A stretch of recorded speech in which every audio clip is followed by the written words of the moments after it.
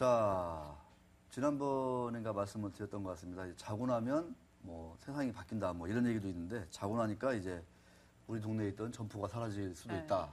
이런 얘기들을 한번 드렸었는데 자, 임 기자, 실제로 이제 은행 점포를 줄이는 게 유행처럼 번지고 있나요? 아니면 좀 이렇게 우리 이 정도로 열심히 뭔가 좀 노력하고 있습니다라는 어떤 그 쇼에 그치고 마는 건가요? 어떻게 좀 지금 흘러가고 있습니까? 답을 먼저 말씀드리면은 없어지고 있는 것 같습니다. 그래요? 네. 예전에는 이제 동네 어디 서서 고개를 돌리면은 여러 은행들을 간판을 한 번에 볼 수가 있었는데요. 요즘은 네. 영업점이 굉장히 많이 축소가 되고 있습니다. 바로 은행들이 수익성이 악화되면서 은행 통폐합 이제 방침에 따라서 축소를 점차 줄이고 있기 때문인데요. 제가 저번에 촬영차 한번 현장을 직접 방문을 해봤는데 네. 1월에 폐쇄된 점포가 아직도 정리가 안 된 채 그냥 방치가 되어 있더라고요. 이런 점포가 지금 곳곳에 굉장히 많이 늘어나고 있습니다. 네, 그렇습니다. 네. 1월에 폐쇄가 됐는데 아직도 네. 이게 재임대가 되거나 이러지가 않았군요. 네, 참 부동산 경기도 그만큼 안 좋다는 거를 좀 우리가 직관적으로 엿볼 수 있는 것 같습니다. 자, 그렇게 점포를 늘리던 은행들 왜 갑자기 또 이렇게 축소에 나서게 됐는지 자, 이유부터 한번 좀 따져봐야 될 것 같아요. 네, 그렇습니다. 뭐 여러 가지 이유가 있겠지만 제가 아까 말씀드렸다시피 수익성이 반토막이 나면서 내부적으로 비용 절감 차원에서 이렇게 통폐합 움직임에 나서고 있는 건데요. 내부적으로도 이런 방침이 있었지만 여기에 더해서 금융당국이 얼마 전에 적자 점포 통폐합 계획을 제출하라고 강하게 지시를 했고요. 이에 따라서 이런 움직임이 더 빠르게 진행되고 있다고 볼 수 있겠습니다. 실제로 금감원에 따르면 지난해 2분기 국내 은행의 이자이익은 8조 7천억 원으로 집계가 됐는데요. 이는 지난해 같은 기간 대비 무려 9천억 원이 감소한 수치입니다. 은행의 주요 수익원인 순이자 마진도 1.88%를 기록하면서 지난 2011년 1분기 이후 연속 하락세를 기록 중입니다. 그 왜 우리가 4대 금융지주사라고 불리는 네. 큰 지주사들이 있잖아요. 네. 이제 이런 4대 금융지주사의 올 상반기 순이익을 살펴봐도 은행 산업이 침체의 늪에 빠졌다는 사실을 쉽게 알 수가 있는데요. 네. 그 4대 금융지주사의 올 상반기 순이익은 2조 5천억 원으로 지난해 반토막 수준으로 뚝 떨어졌습니다. 네, 아주 그냥 많이 떨어졌군요. 네, 많이 떨어졌습니다. 그 표를 보시면 알겠지만 KB금융지주 올 상반기 5,750억 원의 단기 순이익을 기록을 했는데요. 이는 지난해보다 50.3% 떨어진 수치고요. 하나금융지주는 이보다 더 큰 63.6% 떨어졌고 밑에 보시면 알겠지만 우리금융지주도 63% 떨어졌습니다. 그 나홀로 신한금융지주만 그러니까요. 지금 1조가 그나마 넘었네. 선방을 했다고 저희가 평가를 하고 있는데요. 1조 원을 돌파를 하기는 했습니다. 넘긴 넘었어요. 네, 하지만 이도 이제 다른 은행들에 가려졌을 뿐이고 29%나 지난해보다 떨어진 수치입니다. 알겠습니다. 네. 신한주주가 그나마 선방했다. 네. 1조 원은 지켰다. 이렇게 좀 봐야 될 것 같습니다. 자, 그러면 어느 정도 좀 폐쇄가 됐고 네. 점포 네. 앞으로 또 얼마나 많이 또 이게 폐쇄할 계획이 있는 건지 그런 것들도 좀 나와 있나요? 어때요? 네, 그렇습니다. 그 정확한 수치는 이제 집계가 네. 물론 이제 금감원에는 집계가 됐는데 이제 뭐 금융권에는 이런저런 소문이 돌고 있는데요. 지금 현재 진행형으로 이뤄지고 있습니다. 외환은행이 이달 1일에 8개 지점을 한 번에 통폐합을 했고요. 네. 하나은행은 이미 3개의 점포를 지난 7월에 통폐합을 했고 앞으로도 22개 점포를 더 통폐합할 방침입니다. 네. 국민은행도 4개 지점을 지난 7월에 폐쇄를 했는데요. 향후 한 8개 지점을 통폐합을 더 해서 총 12개 정도를 줄인다는 계획이고요. 신한은행은 상반기에 14개의 지점을 폐쇄한 이후에는 아직까지 하반기 계획은 없습니다. 네. 하지만 내년에는 당연히 추가 폐쇄를 규모를 지금 검토 중이라고 하더라고요. 예. 이렇게 되어 가고 있고 금융권에 따르면은 내년 상반기까지 한 200여 개 점포가 없어지지 않을까 이렇게 지금 분석이 되고 있습니다. 200개요? 네.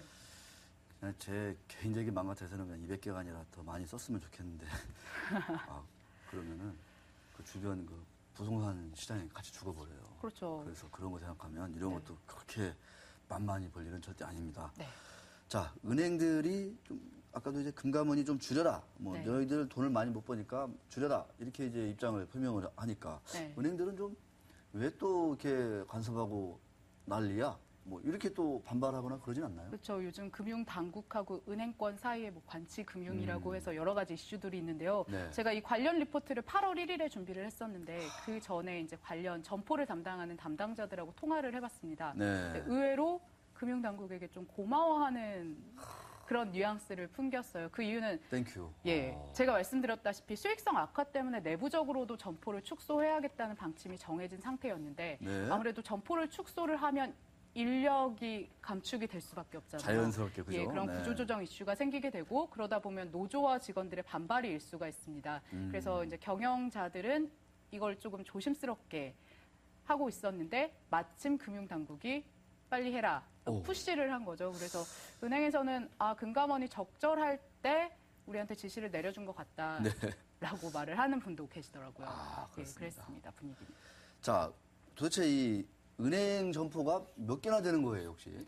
은행 점포가 지난 1999년에 한 6,225개였어요. 예, 근데 99년에? 예, 99년에 제가 입사할 때군요. 그렇군요. 예, 그때 6,225개. 예, 였는데 지난해 말 기준으로는 7,698개로 7,700개. 예, 거의 7,700개죠. 굉장히 많이 급속도로 늘긴 많이 늘었네요. 늘어났습니다. 이제 영업력 강화 차원에서 네. 점포를 여기저기 많이 만들었었는데 사실 참 되게 뭐 그 사이에 많은 위기가 있었고 네, 물론 이제 2000년 중반에 호황이 있었지만 네, 뭐 글로벌 금융위기다, 남유럽 재정위기다, 뭐 위기다 막 했었는데 위기다 그러면서 점포를 많이 늘렸어요. 네. 참 잘하신 것 같네요 보니까. 왜 저랬을까요? 참 그런 네. 네, 경쟁인 거죠, 경쟁 그죠? 네, 맞습니다. 사거리에 KB 지점 생기면 저쪽 반대편 사거리에는 또 하나은행 생기는 거고. 이런 현장을 직접 가보고 싶으시면요. 네. 과천 시내를 딱 나가보시면요. 정말 과천. 중앙에 딱 서서 한 바퀴를 둘러보면 과천 거기 과천역 있는데 네, 말씀하시는 맞습니다. 거예요? 그 육화 백화점 있는 오, 그쪽 과천 거기. 정부청사 맞은편에 딱 서서 주위를 딱 둘러보시면 정말 거짓말 안 하고 한 7개 은행이 다닥다닥 모서리마다 거기가 그렇게 목이 좋다고 저는 생각을 안 했었는데 뭐 공무원들이 많이 있으니까 이렇게 뭐 그런 것도 있고 전시용으로 이제 해놓은 건가? 과천 주거단지니까요. 네. 그쪽으로 집중이 되어 더 있더라고요. 소득이 높은 분들은 하고 있으니까. 네. 거기 저 옛날에 과천 열심히 다닐 때는 점포 몇 개 없었어요 거기. 뭐 음식점만 몇 고 있고 그랬었는데, 네 그렇습니다. 네. 이제 그런 데는 당연히 이제 지점이 줄겠죠 이제, 그죠? 예, 줄겠죠.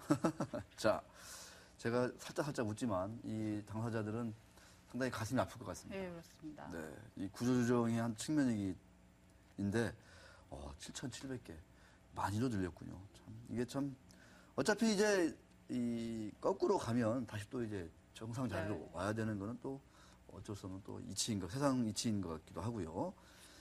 자, 상식적으로 2012년 말 우리나라 은행 점포 수는 7,700개에서 2개가 모자란다. 이렇게 또 알아두시면 좋을 것 같습니다.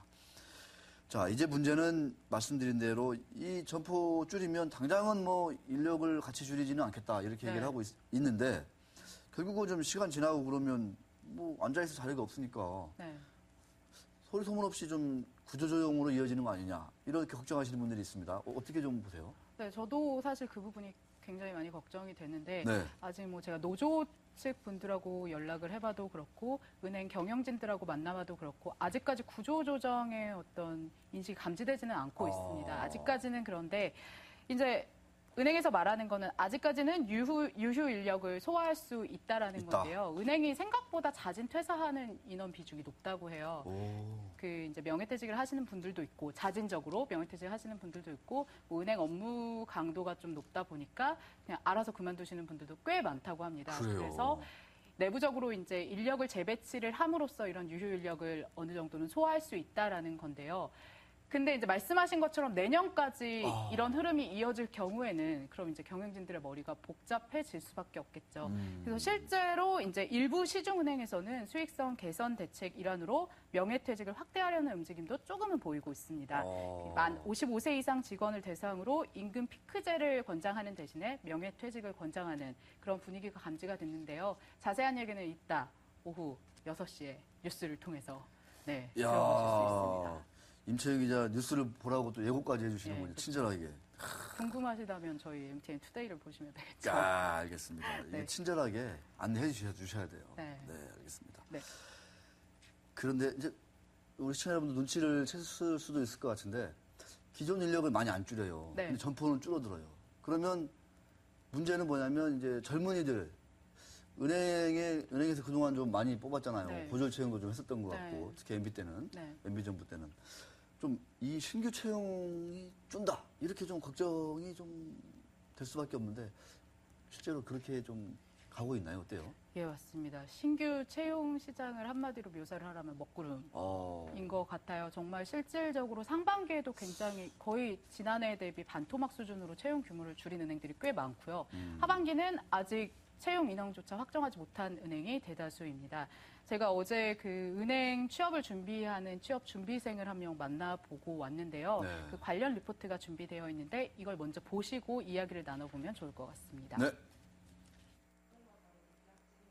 미국 명문대 졸업 후 은행에 취업하기 위해 지난해 귀국한 나은선 씨.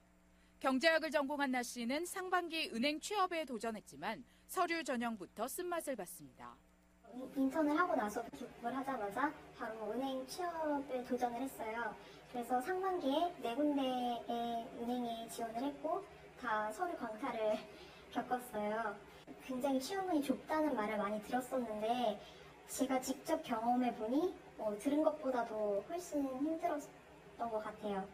나 씨는 하반기에도 은행 취업에 도전할 생각이지만 상반기 반토막 실적을 낸 은행들이 신규 채용에 소극적인 모습을 보이고 있어 걱정입니다. 지난해 상반기에만 200명을 채용했던 우리은행과 신한은행이 올 상반기 채용 인원을 절반으로 줄이는 등 주요 은행들의 채용 규모는 이미 축소된 상황. 하반기에도 이 같은 상황이 나아질 기미는 보이지 않습니다. 농협은행이 지난해 같은 기간보다 350여 명 줄어든 100명을 채용할 예정인 가운데 나머지 은행들은 채용 규모조차 확정지지 못하고 있습니다. 더 큰 문제는 내년에는 은행권 취업문이 더 비좁아질 가능성이 크다는 겁니다.